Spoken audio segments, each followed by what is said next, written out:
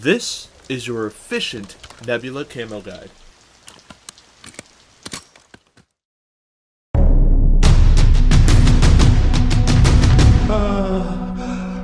I know who you are and why you are here.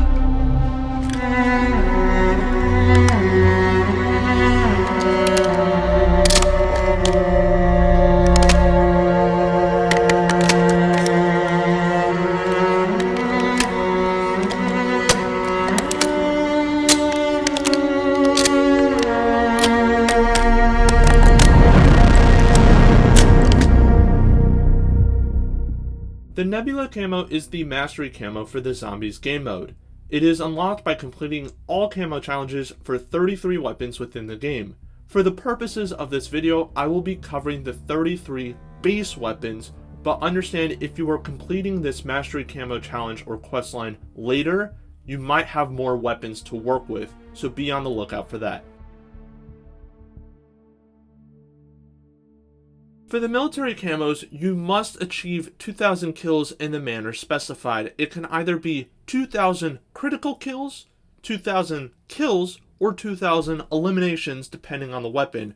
Most of the guns in the game are bullet weapons, so you will be needing 2,000 headshots. There are a few exceptions, of course. Rocket launchers do not fire bullets, so you can only get kills with them. Melee weapons are not bullet weapons, so you can only get kills with them. There are 2 bullet weapons that are exceptions though. That is the GS-45 pistol and the LR 7.62 sniper rifle, because when pack-a-punched, they turn into explosive weapons. In this version, there are 8 attachment slots that you can use. The muzzle you will be using is the suppressor, as killing zombies gives you a chance to drop extra salvage, which is necessary in upgrading your weapons. Because you will be performing sustained fire for most of your weapons, I recommend the reinforced barrel, as it gives you damage range boost and bullet velocity boost, or just go for the increased damage range barrel, whatever that title is. Bullet velocity doesn't matter too much, because most of the zombies that you will be engaging are at a distance of 30 meters or less, and at that range, bullet weapons are hit scan rather than projectiles, so it doesn't really matter too much for increased bullet velocity. Some of you will notice the CHF barrel, which increases the headshot multiplier, and you're trying to go for headshots for most of these weapons. Why wouldn't I equip it? Well, under sustained fire, it increases your recoil, so I would only really recommend it if you are using a low recoil weapon or a single shot weapon, and even then some of the single shot weapons have a lot of recoil. I would just really recommend the reinforced barrel, which increases your damage range and bullet velocity. Your grip doesn't matter too much. Focus on one that increases your horizontal recoil control. The vertical foregrip is great, or whatever the equivalent name is. You can focus on the Ranger foregrip, which improves slightly your sprint speed at the cost of some improved recoil control. One you can try is the Marksman foregrip, which allows you to breathe in and zoom the aim on your weapon, which might help you to hit some more headshots. I don't really recommend it, just go for one of the other grips instead. For the magazine size, I recommend the biggest one available. It'll be extended mag 2, 3, or even 4. The cost in aim down sight speed and reload speed is not that impactful. For rear grips, you want aim down sight speed to be maximized. The quick draw grip or commando grip are very great options. Commando grip will help subside some of that sprint to fire speed that is impacted by the extended mag sizes. The other grips are just a bunch of fluff. For stocks, they don't matter too much. I'd personally recommend the balanced stock, but use one that improves your aim walking movement speed. There is the buffer weight stock, which heavily improves recoil control, but at the cost of some ADS speed. Something to consider. For the laser, use the Straylock laser. It improves your hip fire to ADS accuracy, and it is so good. There is the steady aim, which improves hip fire, or the tactical laser, which changes your ADS stance. Use the Straylock laser. For shotguns, it depends on your playstyle. Either create a pure ADS build or pure hipfire build, but do not balance the 2 realms. This is an example of a hipfire build, and this is a pure ADS or aiming build. Pistols will follow a very similar formula to assault rifles, submachine guns, light machine guns, and marksman rifles. Except for the GS45, use this build. Sniper rifles are quite cumbersome, but some get handling boosts when you pack-punch them. You only get so many shots, and so the example loadout I've provided here focuses on your aim down sight speed and reload speeds, keeping you in the fight. There's this new feature called Augments, which are customizable bonuses that you can place on your field upgrades, perks, and ammo mods. I will show my full list at the end of this video, but there are a few I want to cover right now. Deadshot Daiquiri is your most important perk. Deadhead is good, but I really liked Dead First. And make sure your minor augment is Dead Break, which increases damage dealt to armor plates. If you are playing on console, make sure you have Target Aim Assist set to On.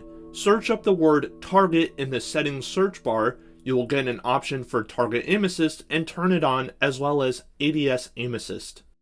The major augment for Vulture Aid doesn't matter, but the minor augment should be carry-on luggage. For the new double tap perk, it really does help with firepower if you are lucky enough to get it. I like the double standard major augment with double time minor augment, but double standard and double or nothing also works as well. But it's not a perk you will be primarily concerned about. Elemental Pop, however, is. You want the Citrus Focus major augment with Chill Berry minor augment. More on this later, but Elemental Pop will be used in combination with the Lightman ammo mod to tackle the special enemy of the map that we're about to play. You are now set up for the Military Camo experience. You will be loading up on a map of Citadel des Morts. It will be your bread and butter for this entire Nebula experience. If you've got a good enough gun and you feel competent enough, turn on the Rampage Inducer, which makes the zombies more aggressive, and you will burn through the rounds quicker, making this an overall quicker experience. If you are playing in first person primarily, I recommend using the Reinforced Barrel attachment. If you decide to play in third person, I highly recommend the CHF barrel because you will experience less felt visual recoil. Here I'm using the Goblin, which is a semi-automatic rifle with the Dead First Deadshot Daiquiri augment, as well as Target Aim Assist on. I was snapping between enemies. It was so much fun. I was burning through zombies, and I had, because of this, third person on for basically the rest of the Nebula experience. Just be careful though, if you are in third person mode and you use an optic that is greater than or equal to 3 times zoom, it will zoom in through the optic rather than have the crosshair available, which defeats the purpose of playing in third person mode. Progress through the first set of rounds where you have greater than or equal to 3,250 points. You will buy the left door from spawn and then quickly purchase Deadshot Daiquiri. If you melee the perk machine and click purchase at the same time, you will skip the perk drinking animation.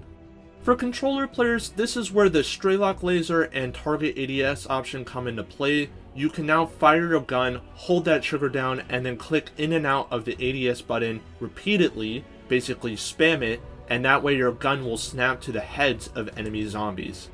If my gun is good enough and I want to farm more of the Rampage Inducer rounds, I will also purchase Speed Cola, which is available through the right spawn door, but I do not recommend this as part of the traditional strategy. Otherwise, fire the cannon as indicated by the main objective markers and explore more of the castle. Going through the right set of doors from the main door you just destroyed with the cannon, you will now be located in a dining hall, and on the second floor of said dining hall, you will purchase Vulture Aid so you can collect more salvage more quickly. Purchase the next set of doors as indicated by the objective markers. There is no power on this map. The objective markers are telling you how to unlock Pack-a-Punch. And if you haven't been doing so already, as soon as you have enough salvage, start upgrading your weapons rarity at any available armory station. You will soon be finding the special enemy of the map, the Doppelgast. Once you have killed the Doppelgast, a blood crystal will drop from its corpse and an objective marker will tell you to pick it up and put it into the Pack-a-Punch machine. At this point in the game, you should have just enough money to Pack-a-Punch, and I recommend doing so. But after that, there is no dominant strategy on how to proceed. You need 2,000 critical kills, and those come from either headshots, so you progress through the rounds and get enough headshots, or you can make use of the map's oil traps, or a combination of both. But you should know that the mini-boss enemy for this map, the Amalgam, will first enter the world at round 16, and in occasional rounds afterwards, sometimes in groups of 2. You have 3 options of handling Amalgams. One is to straight up shoot them, knowing that your gun will likely struggle against them. Two is if you do not speak to craft, which will not make sense right now, you can use the point of power traps to enhance your weapon's firepower. And three is to grab either the dragon or stag bastard swords and upgrade them to their respective counterparts, the Caliburn or Durendal.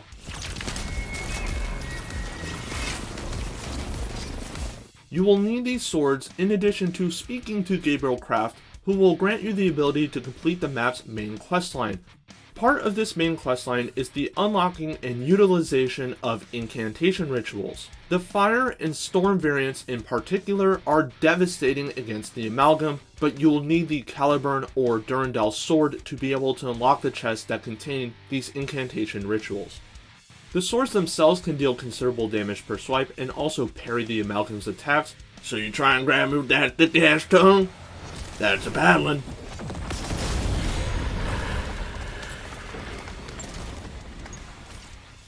I say all this because in your quest to get headshot kills or critical kills, the special enemy of the map, the Doppelgast, and Amalgam mini-boss will be a nuisance and a considerable threat in your path. You will not be able to score consistent critical kills against them, and they're tankier enemies, so you will waste your bullets. I found it to be a much more efficient process to go out of my way, obtain the swords and incantation rituals. It takes mere minutes if you know what you're doing, and you will get through a lot more rounds because whenever you see one of these enemies, you just go boop, incantation ritual. Something to consider for ease of mind.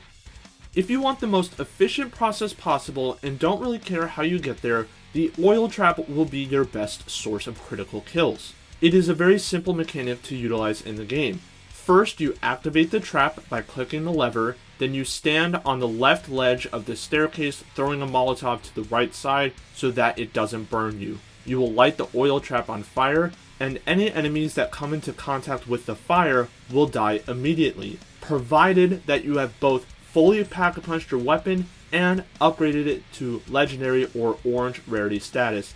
That's why when the non-pack-a-punch assault rifle was equipped, only the zombies die immediately, and the Doppelgast took a few seconds. But now that I have my fully pack-punched and upgraded rocket launcher out, everything is dying immediately. And it really is that simple. First start off by going to a crafting workstation and craft yourself a Molotov or several. Sometimes Molotovs can be found on enemy corpses.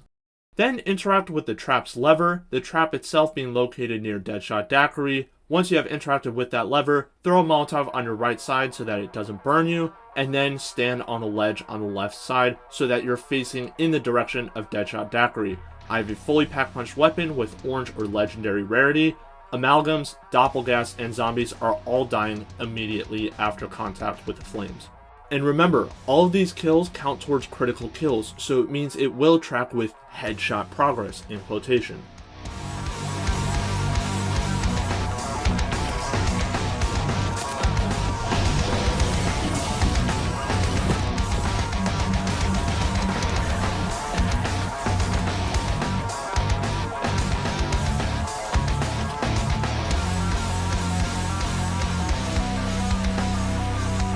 Easiest thing in the world. And you'll find that if you save and quit then reload that save, the oil trap has its cooldown reset, meaning you can just straight up use it when you start the game. Though there are some drawbacks to this trap. First off, its damage scales proportionally with your weapon's rarity and pack-punch level, meaning you will have to prioritize on upgrading your weapon, where these points are lost out on perks due to opportunity cost. And that is the crux of zombies. Do you want a better weapon early on, or would you rather have a set of perks? In addition, this trap does kill instantaneously, assuming you have the proper weapon equipped as the trap is active. If you are not at a high enough round, you might find that there are too many zombies killed too quickly, and that the trap is still active while there's no enemies around because the round has ended. So you might want to burn through a few rounds. I recommend getting to about round 30 onwards, maybe round 35. I have not experimented with this, so take this with a grain of salt, but the trap itself has a cooldown, I believe about a minute to a minute 30. So in the meantime, why not find yourself a training spot and score some extra headshots as the trap is cooling down? This is where the option of having an upgraded sword comes into play as well. If you don't want to use your gun for whatever reason, or if the gun is ineffective because past round 30 they become pea shooters without double tap, then pull out that sword, start swiping until that trap is cooled down. The oil trap will count towards any weapon, but there's one specific class of weapons that's really fun to exploit an opportunity with. The points of power trap not only increases the damage of your weapons, but it acts as a free fire, giving you unlimited ammo while that trap is active. And yes, you are hearing this right, you get a rocket launcher with unlimited ammo and increased firepower. Man, would I hate to be caught in that backblast.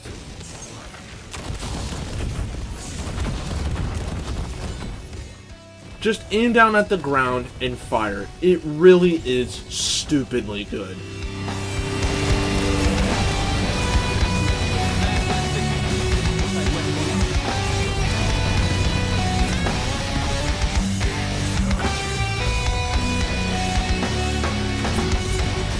Just remember though, the points of power trap only work properly if you do not speak to craft.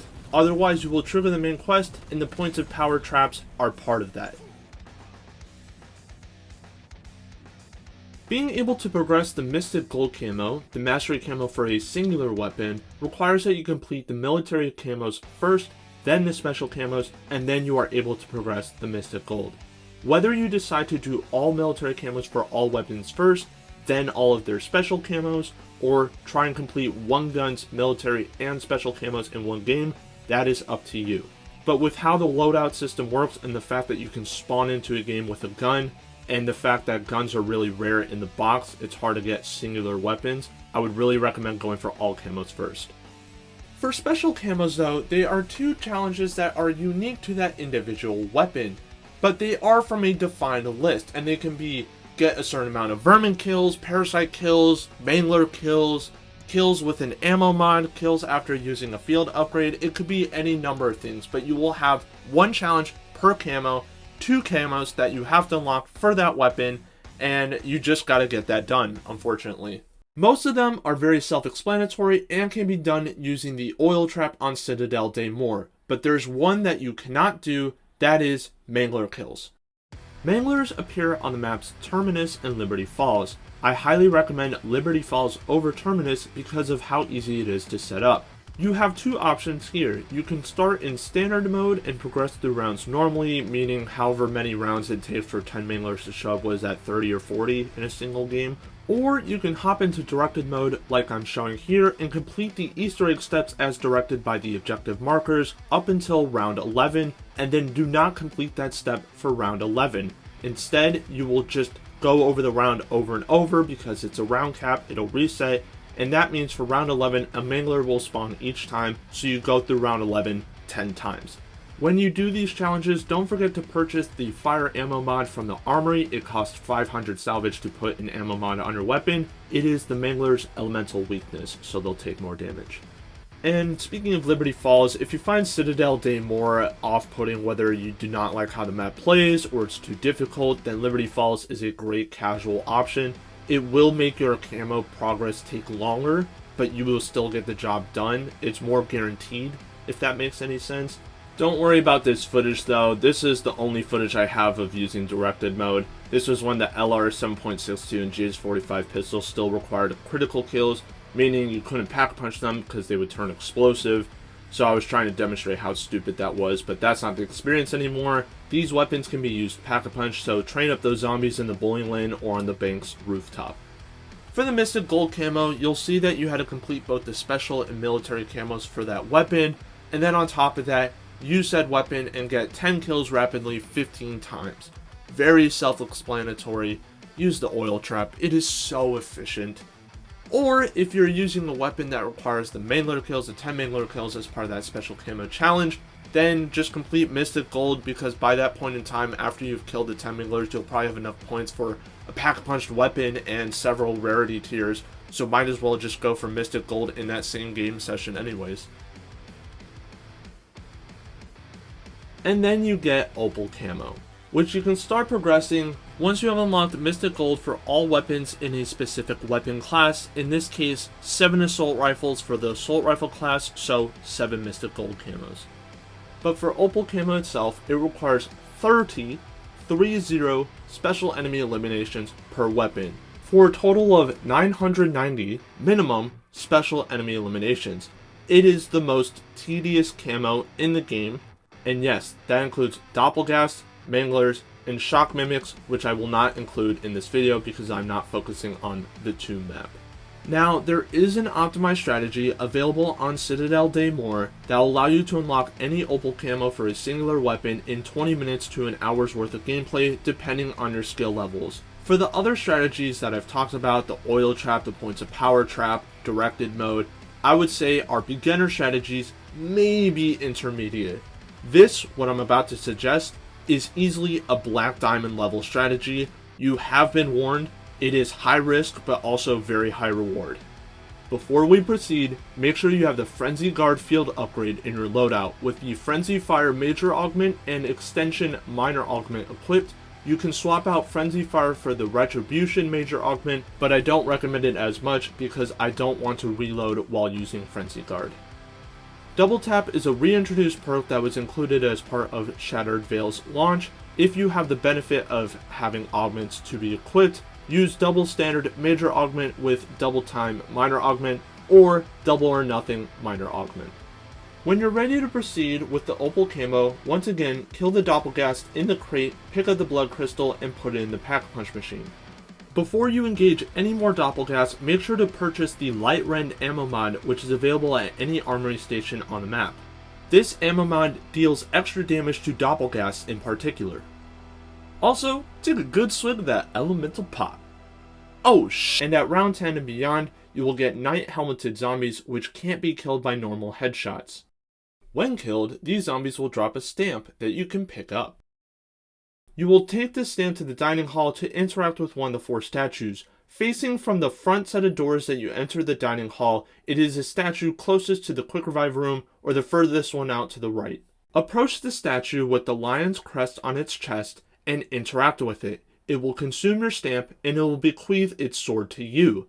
Place the sword back by interacting with the statue again. You will now have spawned in a set of glowing gold parasites. These are irrelevant for now, end the round by killing all remaining enemies.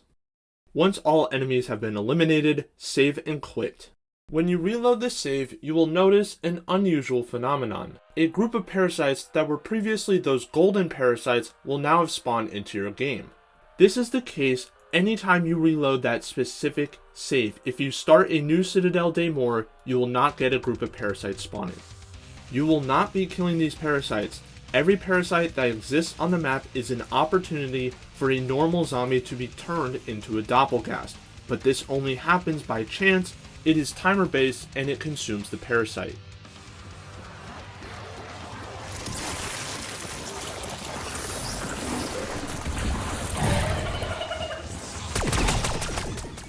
So that's already 1 out of 30 done. You have the group of parasites that now spawn into your game every time you reload a save, and then you have some of the parasites that naturally spawn into the world. But there is a way to make even more parasites. There are boxes that will exist in generalized locations but will be randomized each time you spawn into the game and will reappear every time you reload a save. They can be broken by either meleeing them or shooting them, and when broken, they will drop either a bundle of salvage or they will spawn in a parasite. I am showing you a possible route, but you must understand that you have to somewhat memorize the general locations or form a set of expectations of where you might find these boxes.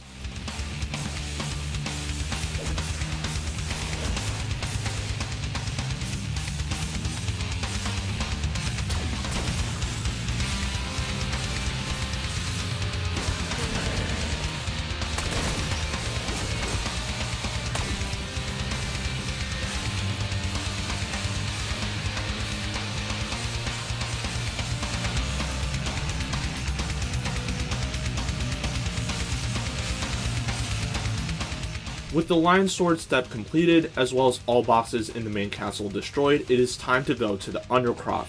This is by far the best area for parasites to turn zombies into Doppelgast. I don't know why, but I've discovered this personally through experimentation with all the rooms.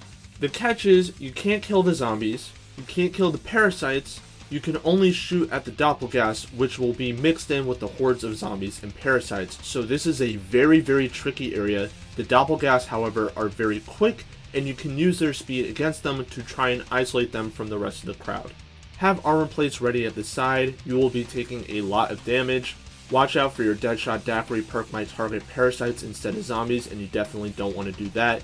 Incantation rituals are great for asking amalgams that pop into the room where you're from. And Frenzy Guard, your field upgrade, will come in absolute clutch if you find yourself stuck for whatever reason. Your main focus is target isolation. You want to avoid shooting zombies as well, because leaving them alive means a greater chance that one of them is turned into a doppelgas. So basically, you only want to be shooting the doppelgas, but you're in a tight room, you are taking damage everywhere from zombies and parasites. It is chaotic.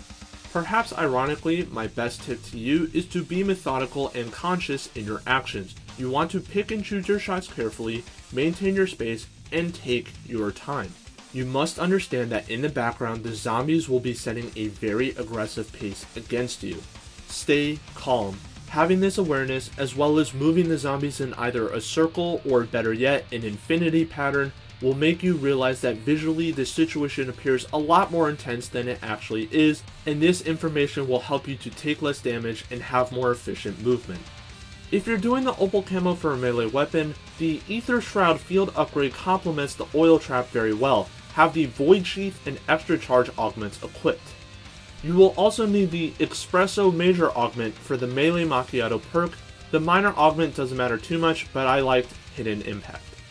The Void Sheath Major augment for Ether Shroud makes it so when you activate Ether Shroud, it will switch permanently to your melee weapon as long as that field upgrade is active. In combination with Melee Macchiato, and if you've been upgrading your melee weapon in Pack-a-Punch and Rarity, this will delete Doppelgas and deal significant damage to amalgams.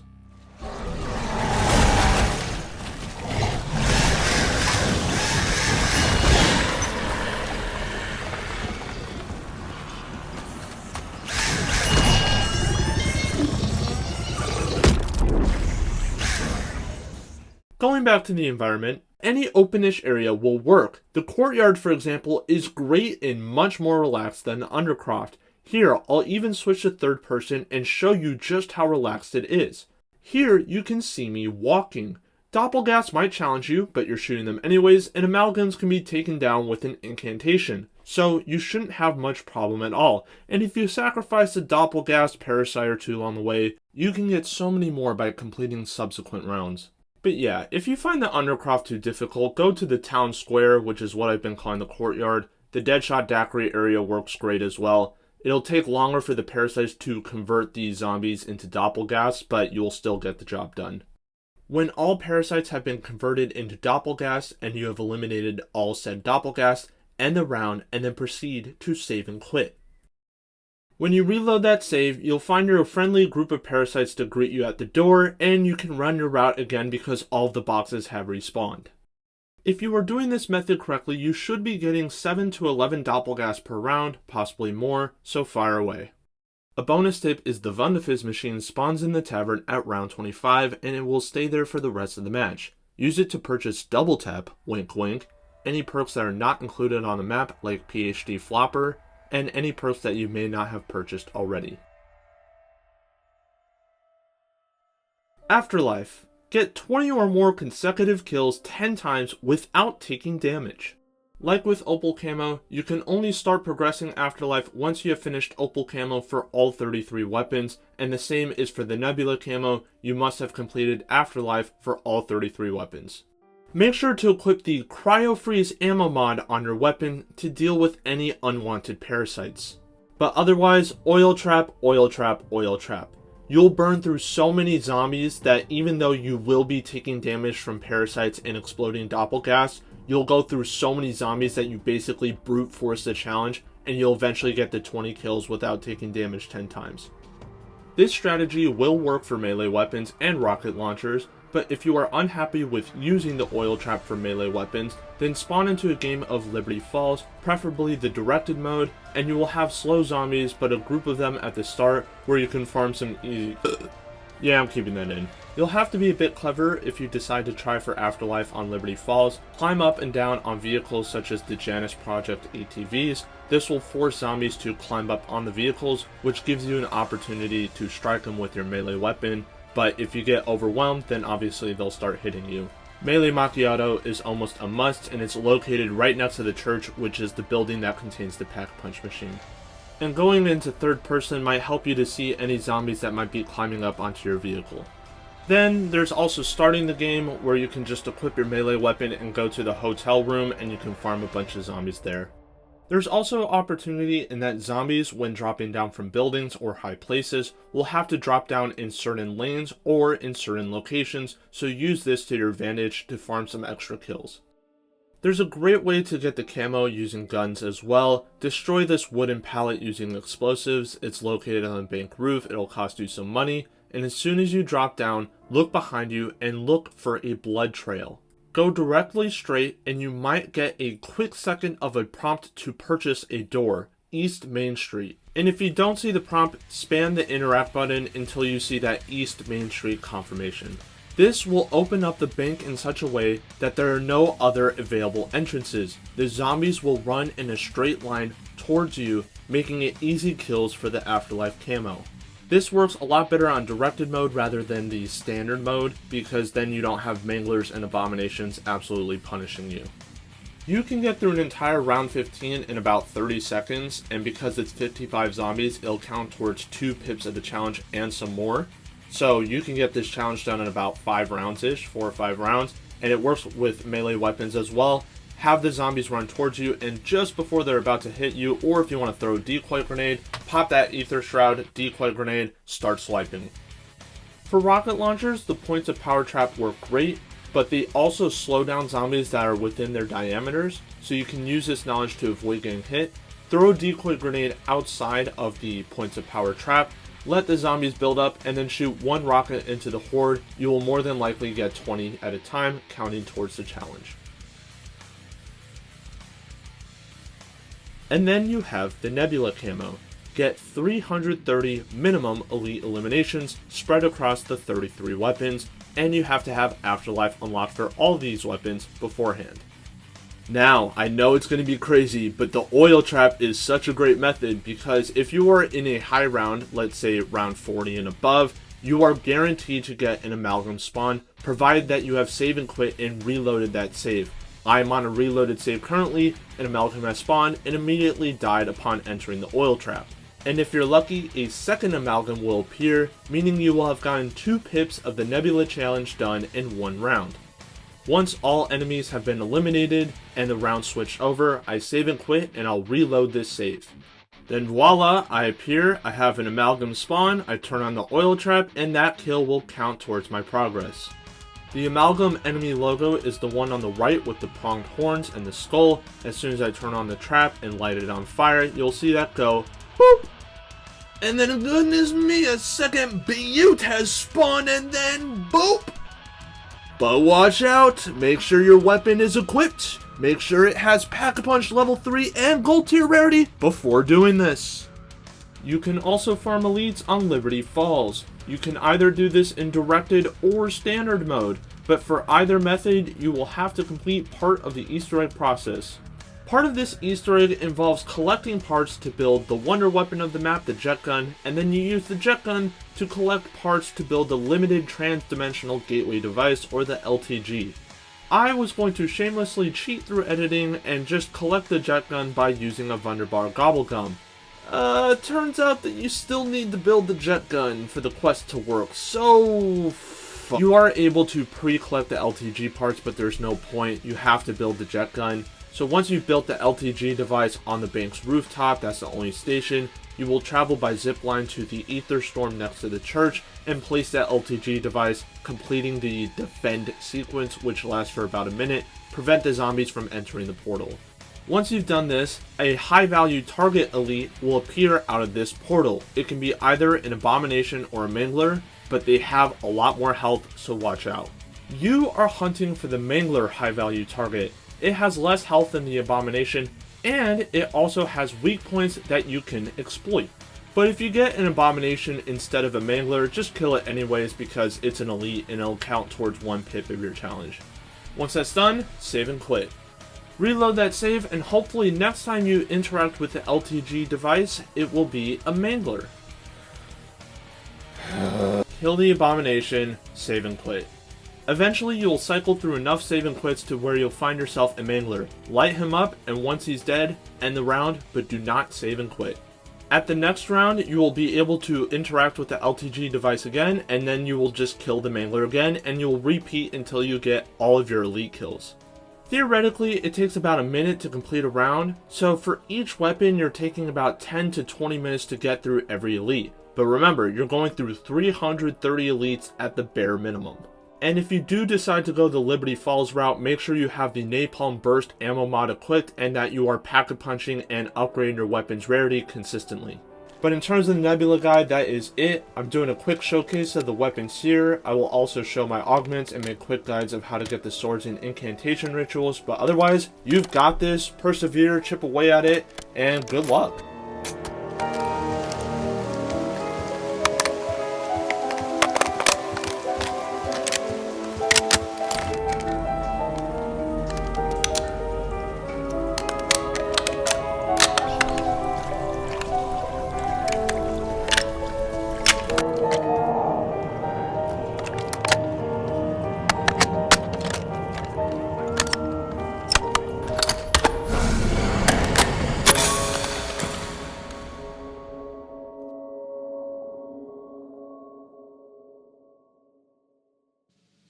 Just to reiterate, the first amalgam will spawn on round 16 and then in occasional rounds afterwards, so like round 16, then maybe round 19, I forgot the numbers, but that's how it goes. By round 10, you should have Pack-a-Punch unlocked already or be in the process of unlocking it, you should have a blue rarity weapon, and you should have just enough money to Pack-a-Punch it for the first time. But this will still be under-equipped for the amalgam. Let's get our swords and incantation rituals. I will start with Durendal and the Storm incantation ritual. If you go back through the doors that you purchased, on the left side of the quick revive room or behind the quick revive machine, click the assigned interact button for you and you will pop open Gabriel Craft's door. This will begin the Easter egg process. Past round 10, there will be special night helmeted zombies that cannot be killed by headshot, and they will drop a stamp when killed. This allows you to access the wonder weapon of the game, the elemental swords. Entering the dining hall from the front doors, interact with the statue closest to you on the left side. It will have a stag logo on its chest, and you will pick up the Stag Bastard sword. We will need to pick up 3 lightning rods in the map with doors that we've already opened. For the first lightning rod, go to the armory machine and purchase the Dead Wire ammo mod. Going through the doors on your left in the direction of Speed Cola, there is a shock box that you will shoot at, or you can throw a shock charge on its face. It will electrocute and drop your first lightning rod. The second lightning rod is to the left of the Deadshot Daiquiri machine, simply interact with it. A good thing to note is that you can pick up these lightning rods before you do all the prior steps, meaning you can enter the castle with these lightning rods already in hand. The third lightning rod requires that you have the sword in your inventory. When you go to the dungeon or the quick revive room, an armored zombie will spawn, and once killed will drop that final lightning rod. From the cannon that you use to destroy the main gate, on its left side there is a vase that you can insert all 3 lightning rods into. In the surrounding area, a lightning storm will start to brew up, and you will have to have your sword equipped. This is a timed event. It seems random to me, I'm not sure what the actual timer is, but about every 15 to 20 seconds or so, your sword will get hit with a bolt of lightning, which you will then go and hit one of the lightning rods that is inserted into the vase. This process where your sword is struck by a bolt of lightning, and then you strike one of the non-charged lightning rods in the vase, will be repeated 2 more times. On the third strike, the vase will be charged with lightning and you can interact with it to insert your sword. It will be imbued with lightning and you can pick up your now upgraded Durendal sword. Once you have your upgraded sword, go to the barn right by the Deadshot Daiquiri machine and turn around to face one of the door frames. There is a horseshoe located on it, shoot it, and it will drop down to the ground where you can pick it up. Proceed to enter the cannon's mouth, using it as a fast travel option where you'll be shot to the spawn room. You will have static electricity interact with you, and either on the left side or the right side a black cloud will appear where you can pick up Pegasus Horseshoe underneath it. You will have a few zombies spawn around you. Please make sure, unlike I did, that you actually pick up the horseshoe, and once you have, take it next to the door that leads to Deadshot Daiquiri. A glowing gold ritual space will appear, and interacting while you're standing inside this ritual space will start a soulbox ritual where you will have to kill a bunch of zombies to charge the artifact. Use your Durendal special ability, it is so much fun.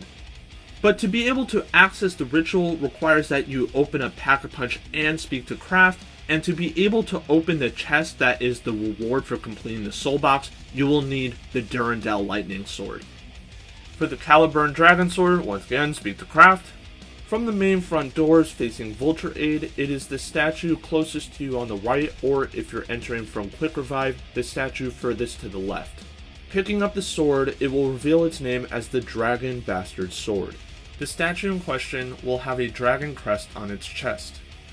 Head up the flight of stairs in front of you, traverse this little hallway, and soon in front of you will be a specialized dragon statue that you can insert your sword into. It will proceed to glow, and you will notice 3 white spots appear on a shield carving above it. At this time, I recommend finding or crafting 2 Molotovs. Those white spots are actually specific dragon fire pits that you will interact with, and the shield is revealing the layout of the map. Interacting with the fire pits will imbue fire onto you, which will burn you, so watch out. In your path of perpetual torment, you will notice that purple-eyed zombies spawn in front of you. If you slide into them, it will regenerate all of your health back. So slide into as many as you see, and on your path, go to the dragon statue and interact with it to deposit your fire. It will glow once again. You will repeat this process 2 more times. One fire pit is by the left spawn door, and the other is if you go through Melee Macchiato, it is to the left side of the cannon. You will take continuous damage. Make sure to slide into any purple zombies, and I believe regular zombies will also regenerate your health if you slide into them. When you deposit the final fire charge, the dragon will breathe fire all over your sword, and you will have to wait a few seconds before it is available to pick up. It is by far the easiest sword to upgrade out of the available 4. I think this took me less than 2 minutes. Now for the incantation ritual, go back to the bridge's fire pit, and if you look around, you will notice 3 tree stumps on the outskirts of the bridge. You have to either blast them with Caliburn's special ability, or you can Molotov them. Max up.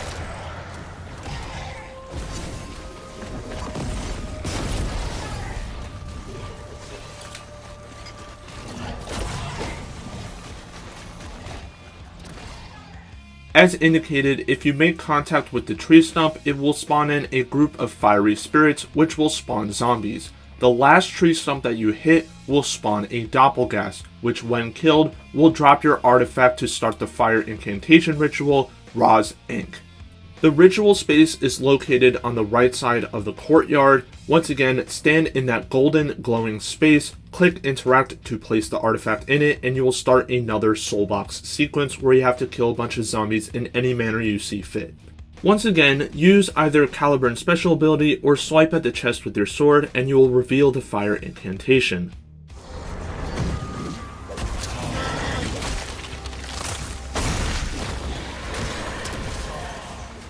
As promised, here are all of my augments. Pause whenever needed.